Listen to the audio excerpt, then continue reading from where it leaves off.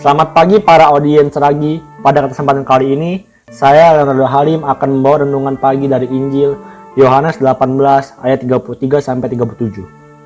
Bacaan diambil dari Injil Yohanes 18 ayat 33 sampai 37. Ketika Yesus dihadapkan ke pengadilan, bertanyalah Pilatus kepadanya, "Engkaukah raja orang Yahudi?" Jawab Yesus, "Dari hatimu sendirikah engkau katakan hal itu? Atau adakah orang lain yang mengatakan kepadamu tentang aku?" Kata Pilatus, "Orang Yahudikah aku?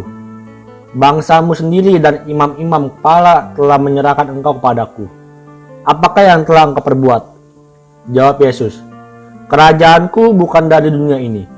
Jika kerajaanku dari dunia ini, pasti hamba-hambaku sudah melawan, supaya aku jangan diserahkan kepada orang Yahudi.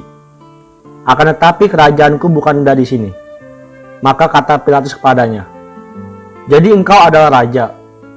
Jawab Yesus, "Seperti yang kau katakan, aku adalah raja.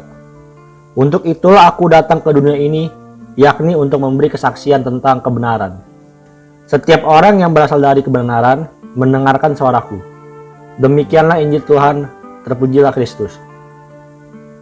Yesus dituduh sebagai seorang penjahat hanya karena ia sedang menjalankan misi dari Bapaknya, yaitu memberi kesaksian kepada dunia tentang kebenaran.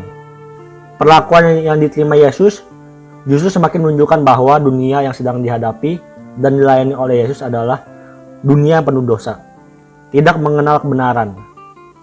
Karena itulah mereka menolak Yesus.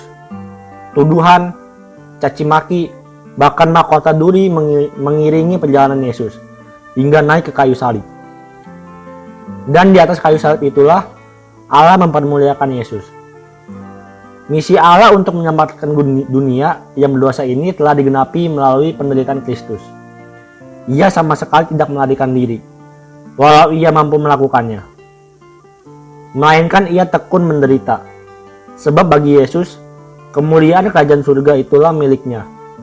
Dan ia memutuskan untuk mempertahankan kemuliaan Bapaknya dengan cara membiarkan dirinya dianiaya. Bahkan tidak lagi dipandang oleh orang-orang yang mengolok dia pada waktu itu. Yesus memproklamirkan dirinya dan diakui oleh orang banyak sebagai raja, bukan lagi melalui demonstrasi kuasanya yang hebat, tetapi justru melalui darahnya, pengorbanannya, melepaskan harga dirinya, mengambil rupa seorang hamba, dan taat sampai mati. Itulah sebab mengapa kita bisa melihat Kristus tetap agung dan mulia, walau ia sedang bergulat dengan penderitaannya. Dari cara Kristus menghadapi penderitaan dan membuktikan dirinya adalah raja, maka kita yang hanya manusia biasa perlu malu bila kita terus mengeluhkan penderitaan kita. Sebab itu semua tidak sebanding dengan yang Kristus alami. Kita perlu menyesal bila cara-cara kita menghadapi kesulitan hidup kita sama sekali tidak menyatakan kemuliaan Allah dalam diri kita sebagai anaknya.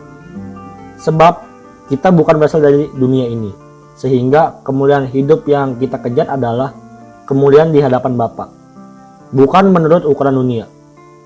Karena itu, biarkan Bapa melihat kita makin mirip dengan Kristus melalui setiap pergumulan yang sedang kita hadapi. Dan percayalah, Ia tidak akan tinggal diam. Ia ada bersama kita, memampukan kita menghadapi kesulitan demi kesulitan, hingga nanti Ia mengaruniakan mahkota surgawi kepada kita yang menang. Salam hangat dari Ragi. Selamat berhari Minggu, selamat berkumpul bersama keluarga. Jangan lupa selalu bersyukur dan berbagi berkat.